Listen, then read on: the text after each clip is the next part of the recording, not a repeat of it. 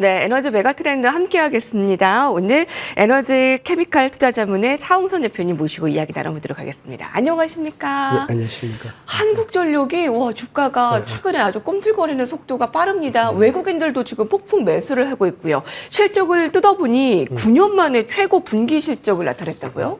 그 부분이 좀 어떻게 집중되고 있습니까? 미국의, 그러니까 첫 번째는 한국전력이 왜 이렇게 부각이 됐느냐면은, 지금 이제 어제도 대통령 그 후보께서 전부 다 이렇게 여러 가지 정책 공약을 발표했는데, 네. 두 분 다 하는 게, 세 분 다 하는 게, 뭐 네 분 다 하는 게 AI잖아요. AI 공약이잖아요. AI 3대 강국으로 간다는 게 공통점입니다. 그래서 지금 보면 쭉 보시면은 AI 3대 강국으로 가려면 전력이 필요합니다. 전기가 필요하다고. 뭐냐면은 우리나라가 발전소 기준으로 보면은 캐파 기준으로 아마 한 150개가 발전소가 가동이 되고 있어요. 그런데 원자력 기준으로 예를 들면 원자력은 뭐 30개 이하지만은 원자력 발전소로 환산하면 그렇습니다.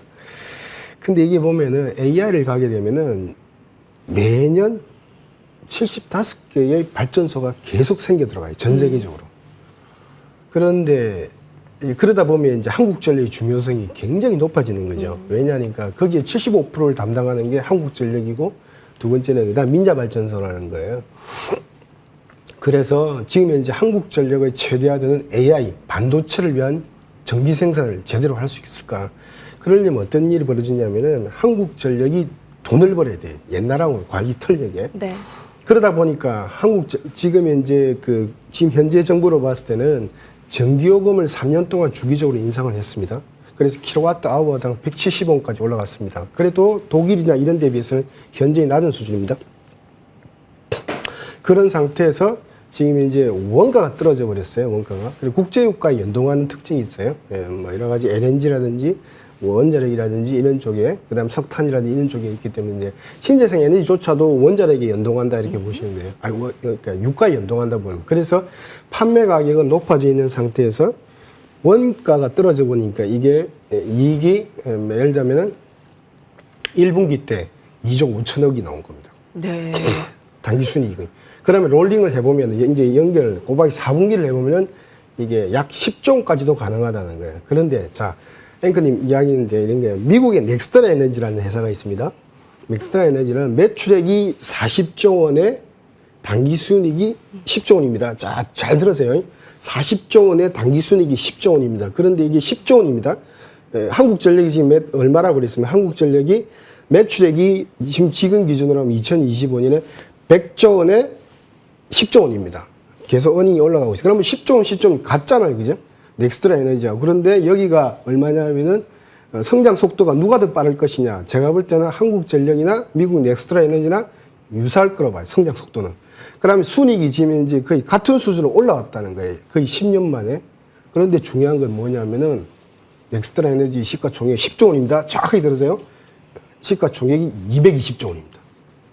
근데 한국전력이 10조 원인데, 10조 원 될 것 같은데, 지금 이제 컨센서스는 한 8조, 9조까지 올라왔거든요. 이제는 한 10조 원 될 것 같은데, 이게 20조 원밖에 안 돼. 18조 원이에요. 그러니까 220대 18이 되는 거예요. 예. 그러니까 올라도 18조 원인 거예요. 그러니까 놀란 거예요, 시장이.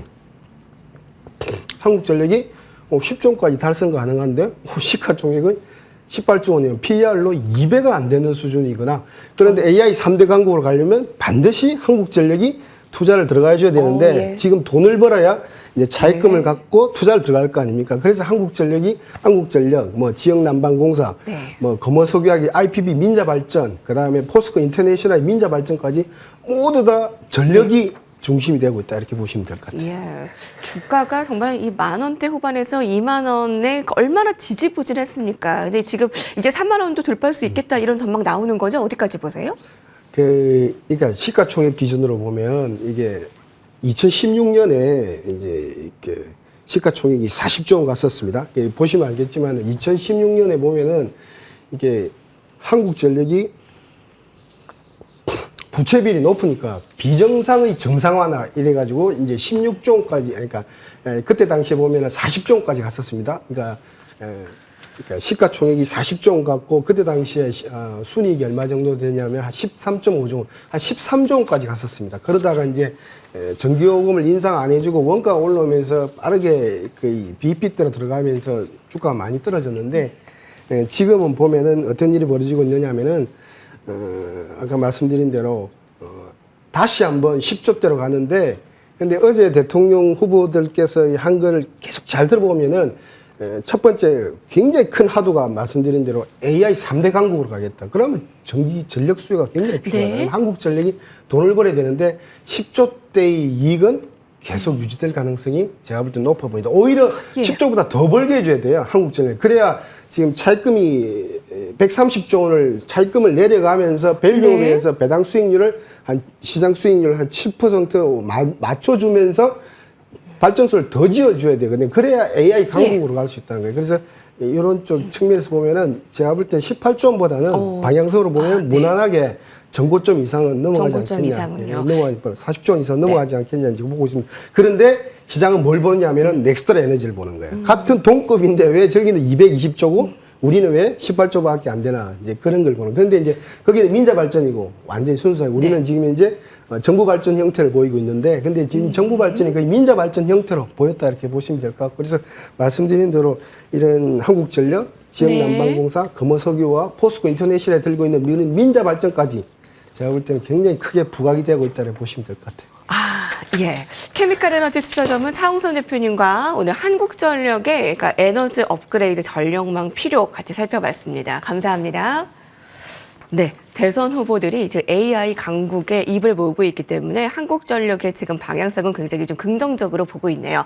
자, 미국 증시는 좋은 편이었습니다만 미 증시 마감 이후에 나온 신용등급 강등 소식 어떻게 받아들이는지 오늘 국내 증시 출발 머니투데이 방송과 함께 하시기 바랍니다. 고맙습니다.